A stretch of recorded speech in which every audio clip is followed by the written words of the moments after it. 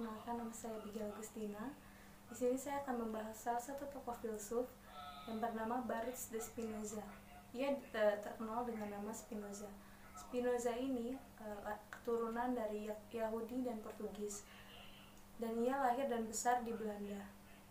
Baruch de Spinoza lahir pada tanggal 24 November di kota Amsterdam pada tahun 1632. Dan ia meninggal pada tanggal 21 Februari 1677. Spinoza merupakan seorang filsuf keturunan Yahudi. Pada usia dini, Spinoza telah menunjukkan kecerdasannya dengan tidak hanya belajar berbagai macam-macam bahasa di dunia. Pada tahun 1662, ia telah menulis karyanya yang besar, yakni Etika.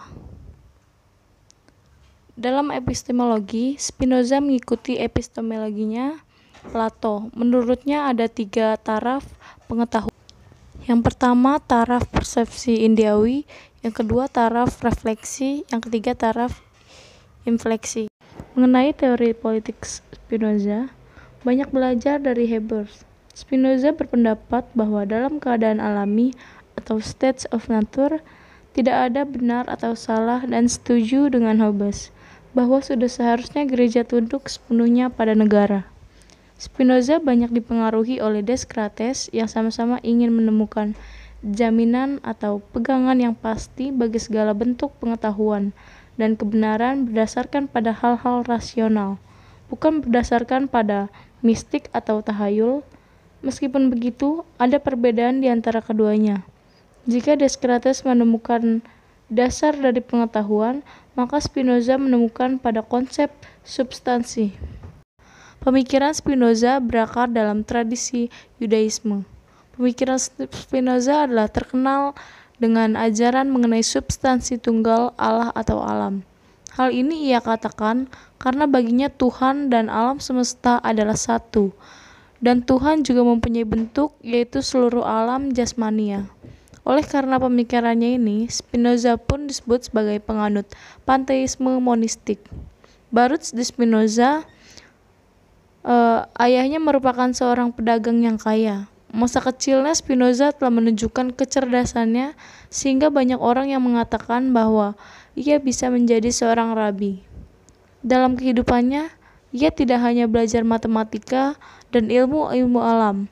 Ia mempelajari bahasa Latin, Yunani, Belanda, Spanyol, Prancis, Yahudi, Jerman, dan Italia. Pada usianya yang ke-18 tahun, Spinoza membuat marah komunitas Yahudi karena ia meragukan kitab suci sebagai wahyu Allah, mengkritik posisi imam Yahudi, mempertanyakan kedudukan bangsa Yahudi sebagai umat pilihan Yahweh, dan keterlibatan Allah secara personal dalam sejarah manusia. Spinoza dikucilkan dari Signature. Sikap yang ditunjukkan Spinoza kepada orang Yahudi membuat para tokoh agama Yahudi mengambil sebuah keputusan. Para tokoh agama Yahudi pada saat itu menjalin gelisah dengan semua ajaran-ajaran Spinoza. Para tokoh agama ini terus-menerus memaksa agar Spinoza kembali lagi pada ortodoksi agama. Namun hal ini tidak pernah berhasil. Pada akhirnya, pada tahun 1656, Spinoza dikucilkan dari sinagoge. Tidak hanya kelompok Yahudi yang mengucilkan Spinoza, keluarganya pun turut mengucilkan dirinya. Meskipun demikian, Spinoza tetap tenang mengatasi masalah hidupnya, hingga akhirnya ia mengganti nama dirinya dengan Benedictus de Spinoza sebagai tanda kehidupan yang baru. Akhir hidupnya dalam keadaan yang telah dikucilkan, Spinoza mencari nafkah dengan cara mengasah lensa sambil terus-menerus menuliskan pemikiran-pemikirannya. Tidak lama setelah pengucilan ini, Spinoza mengidap penyakit TBC.